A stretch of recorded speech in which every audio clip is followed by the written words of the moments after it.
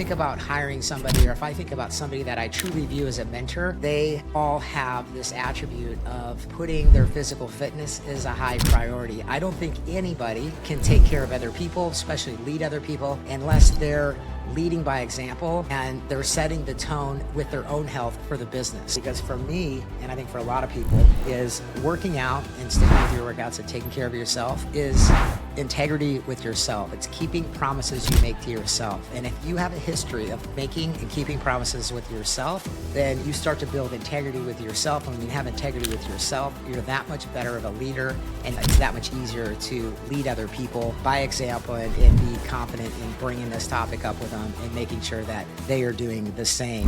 What's up, everybody? This week on the Built on Purpose podcast, I want to talk about how health and fitness are super relevant in what type of leader you are. So I have for many years kind of ignored this topic a little bit, or was a little bit sensitive. Like when I started my first recruiting company, January of 2002, I worked out quite a bit and I stayed in the gym. And what I remember is when I found myself in the gym at the beginning and when the business wasn't going that great, I always questioned of whether or not I should actually be in the gym or maybe go back to the office and cold call. At that point, obviously I didn't have a family, wasn't married. So this was the thought I already always had. And what I ended up doing at the time was sticking with my gym routine, staying in shape, and keeping fitness as a high priority.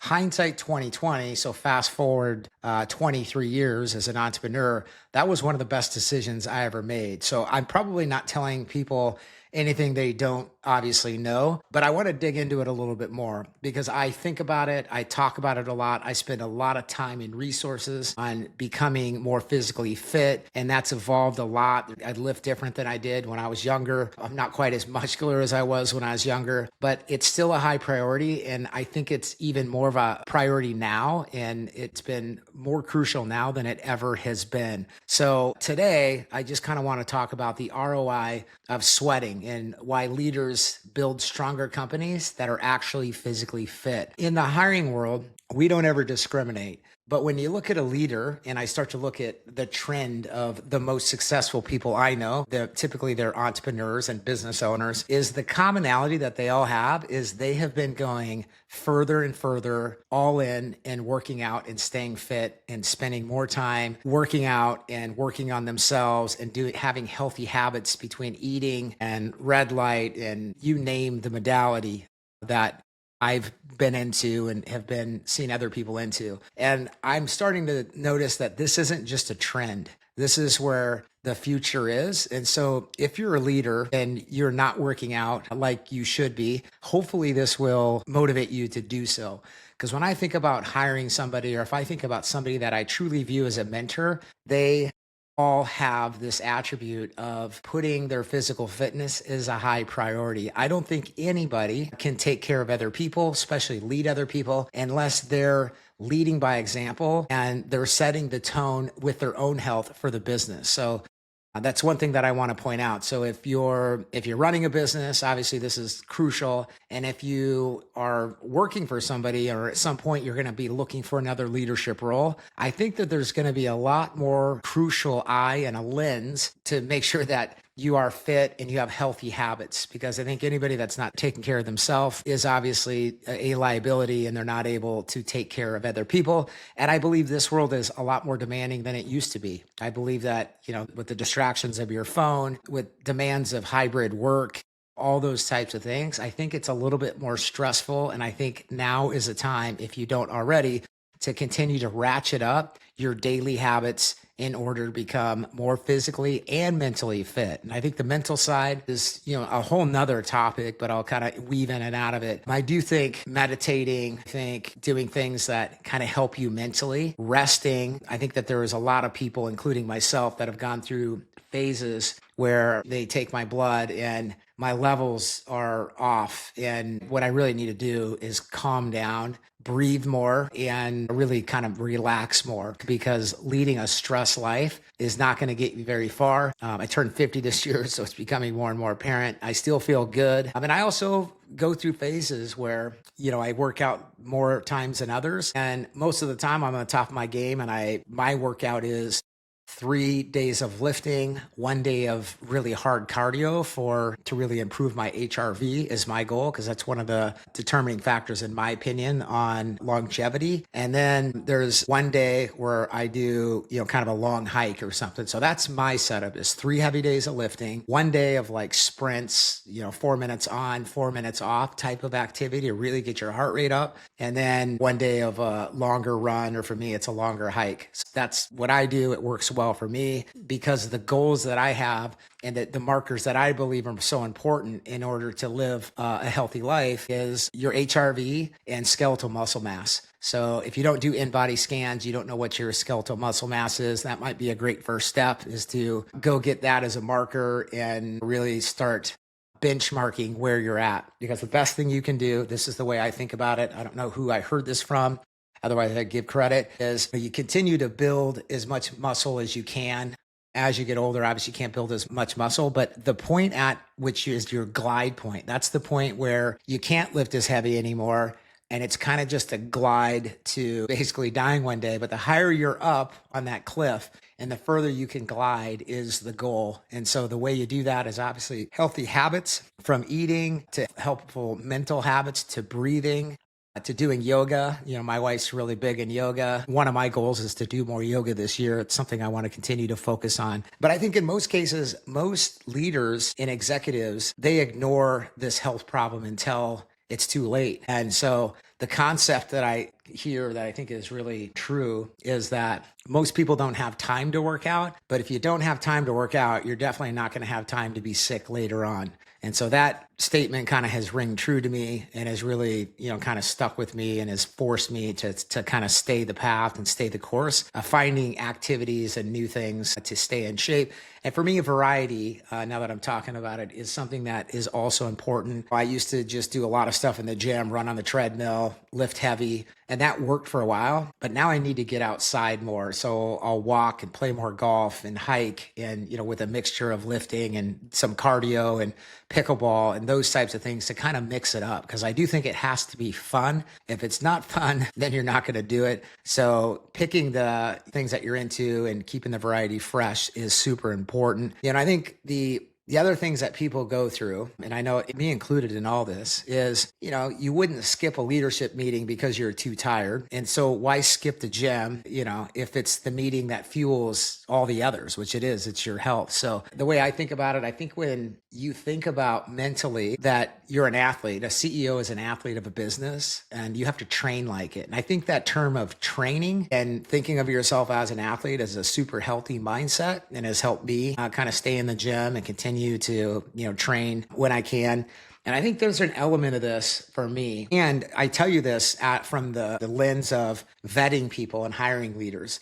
So there's an element of this where I know that the way you do anything is the way you do everything. And one of the key areas of life is a healthy life and staying in good shape and having healthy habits. And so I think it's the bar now. Like, I don't honestly know, I shouldn't say anybody, because I'm sure there's somebody, but there's nobody that I can recall. Everybody that I know that is a successful leader and a successful entrepreneur, they have healthy habits and they're getting more fit every day. And in the correlation to that, they're also typically drinking less. And for me, I don't say I don't drink. I just drink a lot less than I ever did, because I have started to prioritize health. And so it's kind of a longer story, but I'll share it anyway, is I did quit drinking for a long time. And then I realized there are certain times where I enjoyed drinking, like when I socialize in the summer, stuff like that. And it's also nobody's business. The lesson I learned about drinking is don't tell people you don't drink, because then you have to maybe protect that position. So I stopped telling people I don't drink. Instead,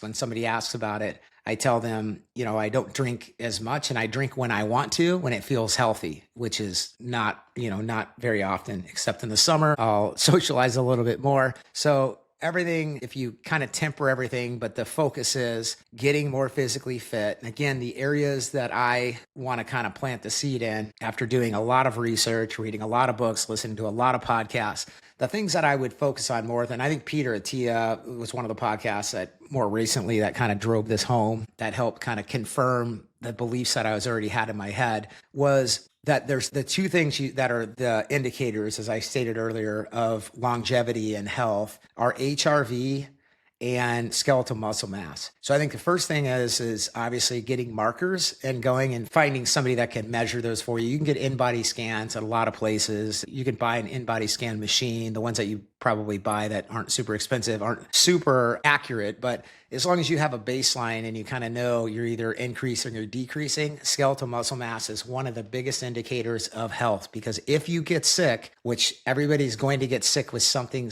at some point, the more skeletal muscle mass you have, the better your body will be able to fight through whatever that sickness is. It's just, that's the way the human body is built. And then the other one is HRV. So me personally, I have moved to a Whoop band probably a few months ago. But before that, I was using an Aura for a long time. They both do HRV readings. They're probably not perfectly accurate, but again, they're setting a baseline, and I can actually see mine getting better through the Whoop band. The new Whoop band is even better. So if you have an old one and you don't know this, the new Whoop band stays charged for like 14 days. So if you have an Apple Watch and you have to charge it like every 2 or 3 nights, it kind of removes that as an issue. Even though I have both an Apple Watch and a Whoop band, I'm a little bit overkill. But the Whoop band also tells you what it believes your biological age is. And I'm not bragging here. I'm just telling you mine's 42. I'm actually 50. So I think it's been improving a little bit.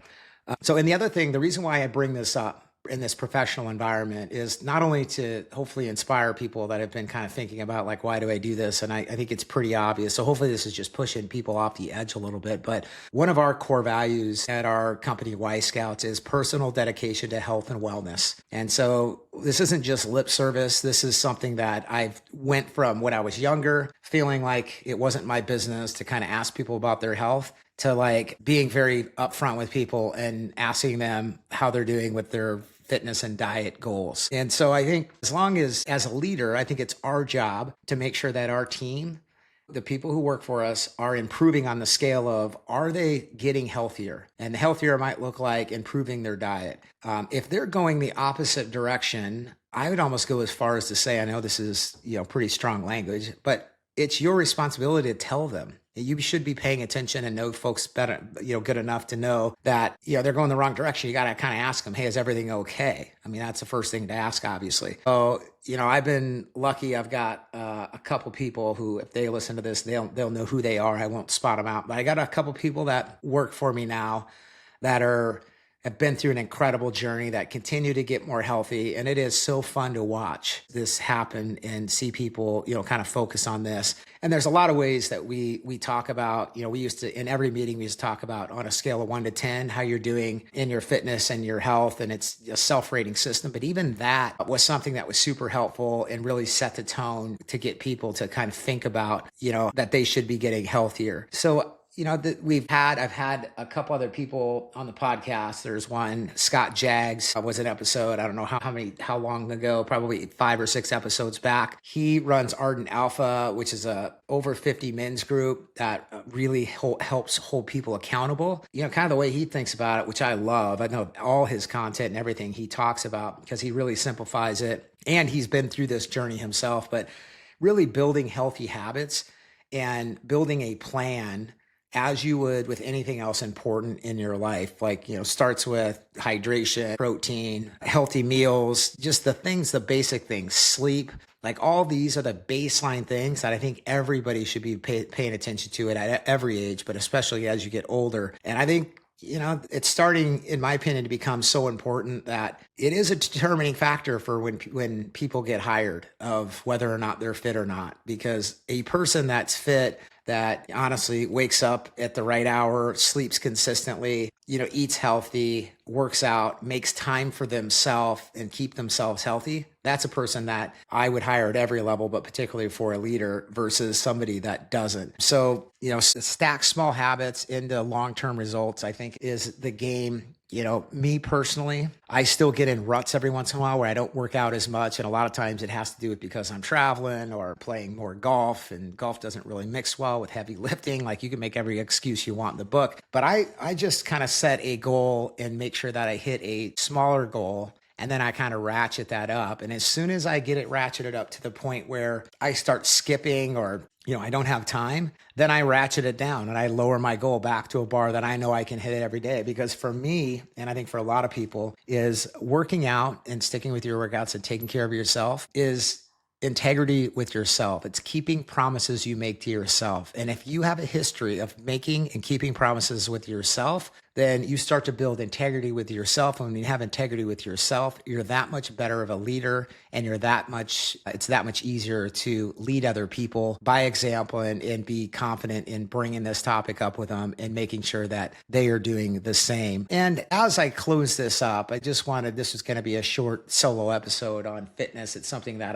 is near and dear to my heart. And it's also something that I have been, I guess, fortunate enough and healthy enough to stick with. And I've seen the results of what it does for me when I'm on top of my game and I'm fit. It turns out that business is usually going pretty well as well. And I used to think when I was younger, it was just a coincidence, but now I've got a track record of 23 years. When things start to go well in business, it almost always perfectly aligns to how well I feel personally, mentally, and physically. And so at this point, I know it's not coincidence. I know that there is a definite direct correlation of happiness and being a good dad and being a good husband and being a good friend and being able to show up with energy all correlates to the healthy habits you have and how you feel about yourself. And I'm not saying you need to be shredded, because quite frankly, I'm not nearly as shredded as I used to be, but you definitely need to be energized. I'd say that's another thing when I think about hiring from the context of we hire leaders and a lot of really important roles. I think the number one thing when we talk about this intangible thing that people have is when they say the person just has good energy.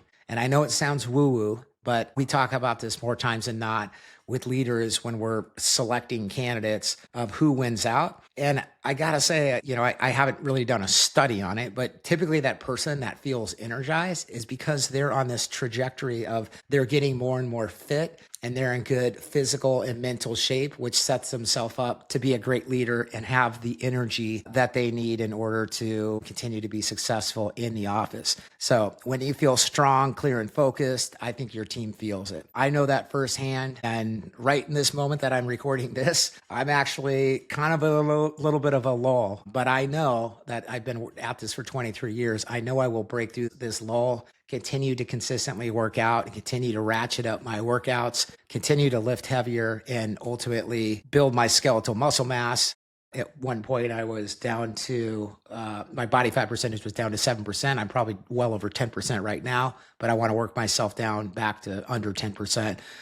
So those are my goals, and I hope those are your goals too, whatever they might be. So if you want to become the kind of leader people want to follow into the fire, please get in the gym, start with your health, start with small goals, and start with goals that you know you can hit before you move upstream and start setting bigger goals. Because again, it's all about self-integrity and keeping promises to yourself. So that's it for today. Hopefully this kind of getting on my soapbox a little bit here was helpful and was motivating and encouraging. Honestly, I probably needed the encouragement as much as you guys did at this point. And if you know me, you know that I've typically been pretty locked in as far as my health and fitness goes. And so right now, just because of summer and moving and traveling, I have had a little bit of a lull, but I am definitely locked in and going to definitely follow my own advice. So that's it for today. Thanks for listening. You've been listening to the Built on Purpose podcast brought to you by Yscouts. You can listen to all of our past and future podcasts at yscouts.com. Thanks for listening.